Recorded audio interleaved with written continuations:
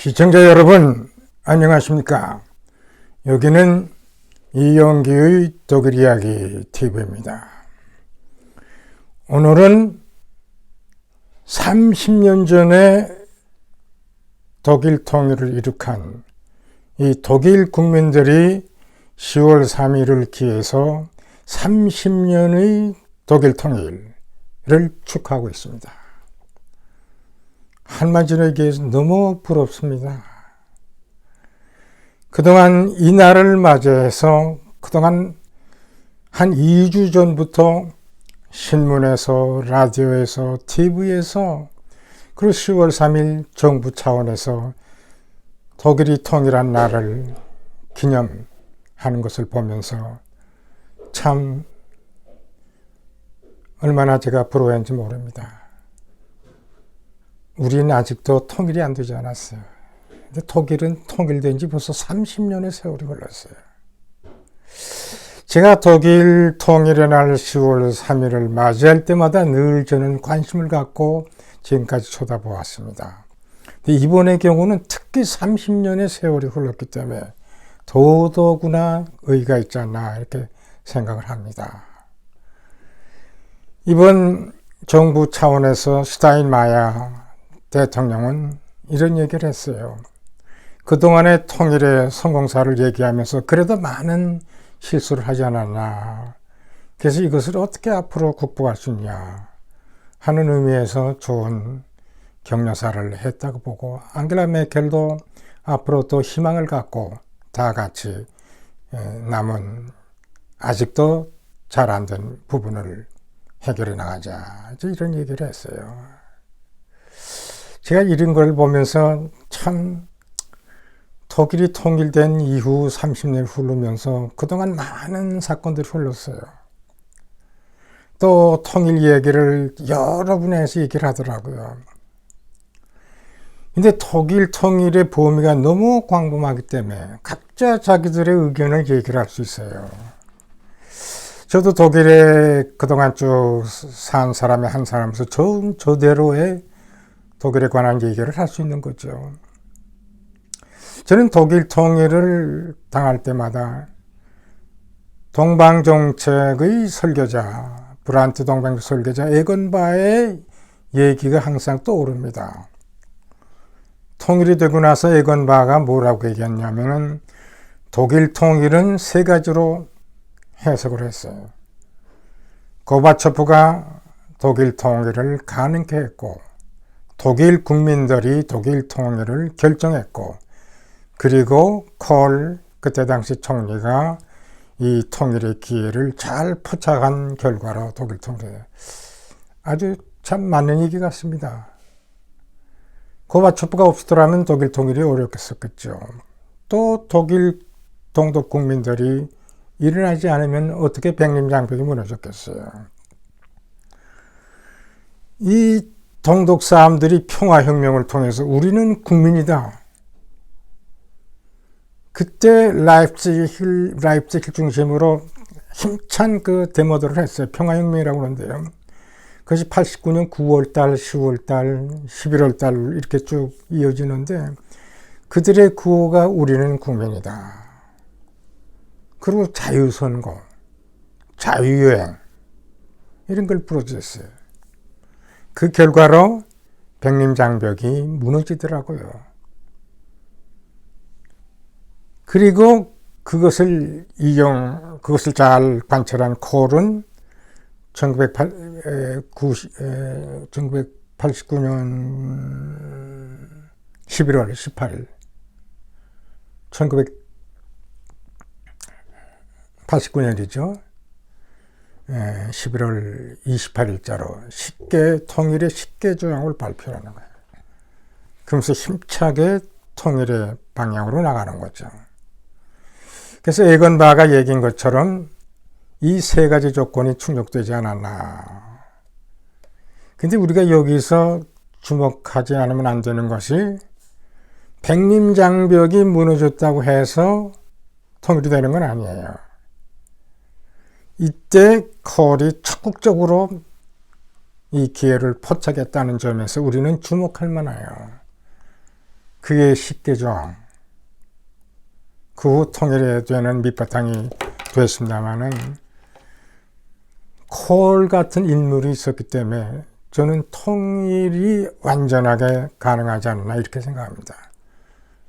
콜의 적극적인 통일 정책을 보면은 특히 콜은 독일 기본법, 헌법 전문에 나타난 것을 확고하게 믿은 사람이에요. 그 전문의 내용이 그겁니다. 앞으로 독일 국민들은 자유로운 자결권 속에서 독일의 통일과 자유를 완수할 것을 의무한다. 통일과 자유를 결부시켰어요. 근데 사실 이 전문에 나타나는 이 구절, 이것이 세월이 많이 흘리면서 특히 3인당 쪽에서 많이 이것을 의아하게 생각하는 사람도 많았어요. 근데 콜의 경우는 이것을 적극적으로 자기가 자기 머릿속에 놓고 확신을 갖고 실천에 옮기자. 밀고 나간 거예요. 독일의 자유와 통일을 결부시킨 겁니다. 자결권 속에서. 그런 강한 의지를 가졌기 때문에 콜이 통일의 기회를 포착했다고 저는 생각합니다. 또 이번에도 프랑크푸르트 알게마인의 짜이통이 중립지라고 해도 과언이 아닌데 거기도 그런 기사가 나왔더라고요. 자, 이래서 결국은 독일이 1990년 10월 3일 통일이 된 겁니다. 이제 독일 통일이 되니까 이제 모든 것이 스스로 잘 이루어지라고 생각했는데 외적 통일은 충족했다 하지만 내적 통일이 새롭게 생기는 것을 발견했어요. 통일이 됐다고 해서 동서독 간에 내적 통일이 됐냐? 그건 아닌 거예요. 그런 걸 발견한 거예요. 그래서 외적 통일이라는 말도 있지만 내적 통일이라는 말이 그래서 생긴 겁니다. 동서독 간에 어떻게 내적 통일을 완수할 수 있냐. 그래, 그 후 많은 그 여러 가지 문제를 안고 나왔죠. 여러 가지 실업 문제라든가 또 동독의 그 경제 발전을 위한 여러 가지 면에서 여러 가지 그 후유증들이 많이 나왔어요. 또 동서독 간의 정신적인 문제 이런 것들 여러 가지 그 생각지도 않았던 것이 나온 겁니다. 이것을 보통 내적 통일이라고 그래요. 그래서 이 후유증을 이번에도 슈타인마이어가 지적했듯이 그동안의 잘못된 점은 앞으로도 고쳐나가자. 근데 제가 볼 때는 이렇게 생각합니다. 동서독이 통일됐다는 것은 한 체제로의 통일입니다. 통일은 한 체제로의 통일이에요. 두 체제가 공존할 수가 없어요. 그러니까 동독이 서독으로의 체제로 들어간 겁니다. 그것도 빨리 들어오려고 그랬어요. 통일조약을 체결했던 볼프강 셔이블레, 지금 국회의장이죠. 그 의장이 그런 얘기를 하더라고요. 역울리심을 보니까 동독 주민들이 빨리 서독으로 들어오려니까 서독 기본법 23조에 그 23조로 들어와야 빨리 들어올 수 있거든. 그러니까 새로운 헌법을 제정할 필요가 없는 거죠. 사실 동독 국민들이 빨리 들어와요.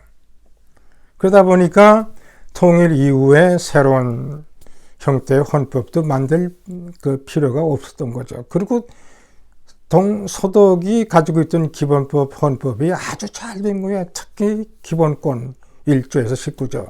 나무랄 데가 없는 거예요. 그 동독 국민이 빨리 들어오려니까. 그래서 이제 통일이 이제 빨리 된 이제 셈인데, 이제 그러고 나서의 이제 내적 이 통일 문제가 대두되면서 많이 후유증도 생겼습니다만은 전 그렇게 생각합니다. 40년에 걸친 동서독이 서로 다른 체제 속에서 살았어요. 완전히 상이하는 이데올로기 속에서 살은 거예요. 근데 이것이 한 체제로 결합된다는 것이 그렇게 어렵더라고요. 그걸 제가 느꼈습니다. 그런데도 불구하고 서독이 원체 강했고 또 영토 면에서나 인구 면에서나 서독이 훨씬 앞섰어요. 동독이 1600만인데 비해서 서독은 6천만이었었거든요. 또 영토도 그쪽에 10만이면 이쪽에 25만 평방킬로미터예요. 모든 것이 서독이 압도적이기 때문에 자연히 동독은 흡수될 수밖에 없는 그런 상황이었어요. 그런 데서 오는 동서독 간의 차이가 아직도 완전히 해소되지 않고 있는 그런 결과를 가져오게 되는 거죠. 제가 특별히 강조하고 싶은 것은 상이한 체제를 40년간 살았기 때문에 이것이 한 체제로 결합된다는 것이 그렇게 어렵다는 것을 제가 독일의 내적 통일을 보면서 제가 이해하고 있습니다. 특히 상이한 이데올로기. 그러니까 한 이데올로기가 들어오는 거예요. 거기서는 후유증인 것이죠. 그런데도 불구하고 30년이 지난 오늘 독일은 동서독 통일된 독일이 얼마나 발전했어요. 지금 동독 가보세요. 과거 통일 직전의 동독을 보면은 그냥 전부 도시도 그냥 망가지고 모든 공장도 망가지고 그야말로 형편없어요. 지금 동독을 가면 많이 도시도 그렇고 이런 자연 환경도 그렇고 하부 구조도 그렇고 너무 잘 됐어요. 동독 주민들은 이 점에서 저는 감사하게 생각했다고 생각합니다. 사실 서독이 동독을 구했어요. 이렇게 볼 때 동독인들은 감사해야 되고 특히 동독인들이 얼마나 자기들이 시위를 하면서 자유선고, 여행의 자유. 당시에 동독 사람들이 그렇게 외국에 나가는 여행자들을 그렇게 부러워했어요. 우리도 파리도 한번 가고 싶다. 우리도 지중해도 가고 싶다. 미국도 가고 싶다. 근데 그쪽 사람이 살 때는 그런 게 없었잖아요. 그런데 통일이 되면서 그와 같은 문제가 해결된 거죠. 이 콜은 특별히 미국에 대해서 감사를 합니다. 또 유럽 통합에 대해서 감사를 합니다. 콜 총리는 늘 그런 얘기를 했어요. 독일 통일과 유럽 통합은 동전의 양면이다. 그래서 콜은 독일 통일은 독일의 유럽이 아니라 유럽의 독일로 하면서 독일 통일과 유럽 통합을 하나로 묶었어요. 지금 유럽연합은 27개국으로 되어 있습니다. 유럽 전체가 지금 살아났어요. 독일 통일로 인연해서. 유럽이 다시 살아나고 있는 거예요. 또 유럽의 가치가 전 세계로 지금 퍼져나가고 있어요. 통합 과정에서 유럽처럼 성공한 나라가 어디 있어요? 아프리카가 제대로 성공했어요. 남미가 제대로 성공했어요. 어느 지역 이 세계에서 통합 과정에 성공한 그런 사례는 그래도 어려운 가운데도 유럽연합이 아닌가. 이 유럽연합이 일어날 수 있는 것도 독일이 분단을 극복하고 통일이 됐기 때문에 가능한 겁니다. 전 이 점에서 독일 통일의 의미가 여전히 좀 크다고 보고 앞으로 독일이 전 세계적으로 하나의 모범국가로 지금 등장하고 있지 않습니까? 요 근래 제가 발표했습니다마는 세계 모든 국가 중에서 독일이 가장 1등 국가로 특히 소프트 파워 여긴 문화 창달이 잘 됐어요. 사회적 균형을 잘 이루고 있어요. 그리고 많은 이웃 나라를 돕고 있어요. 특히 우리나라에게는 좋은 하나의 모델이 되지 않겠나. 전 독일 통일을 보면서 어떻게 우리 통일을 할 수 있을까? 전 이 생각밖에 없어요. 제가 유튜브를 합니다마는 저의 최고 목표는 독일의 많은 것들을 알리면서 우리 통일에 기여하는데 저는 최고의 목표를 두고 있어요. 우리도 통일해야죠. 10월 3일은 독일 통일의 날입니다. 제가 늘 보는 이 디벨트, 이 신문이 10월 3일 날 1990년 10월 3일 날 콜 부부와 발제가 대통령, 빌리 브란트 전 수상, 겐샤 외상, 또 새롭게 선출됐던 동독의 드미지아들의 사진입니다. 1990년 10월 3일 독일 의사당 앞에서 찍은 사진. 독일의 통일은 뭐니 해도 하이라이트는 뭘까요? 독일 통일의 하이라이트. 독일 백림장벽가 붕괴되지 않았더라면 어떻게 독일이 통일이 됐겠어요? 독일의 통일의 길을 열어준 것은 베를린 장벽의 붕괴예요. 독일 통일의 하이라이트. 베를린 장벽의 붕괴 장면입니다. 89년 11월 9일자야.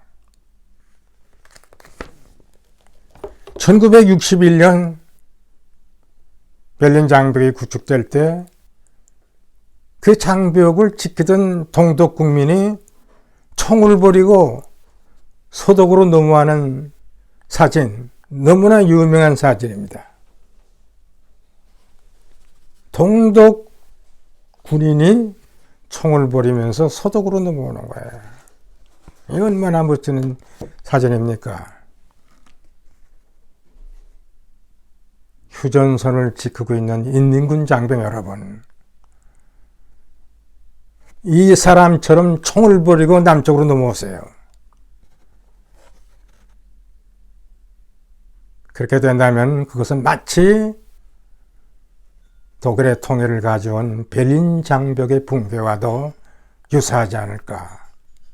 사랑하는 인민군 장병 여러분, 총을 버리고 남쪽으로 넘어오세요. 30년의 독일 통일을 기념하는 가운데 이런 생각을 제가 한번 해봤습니다. 시청해 주셔서 감사합니다. 안녕히 계세요.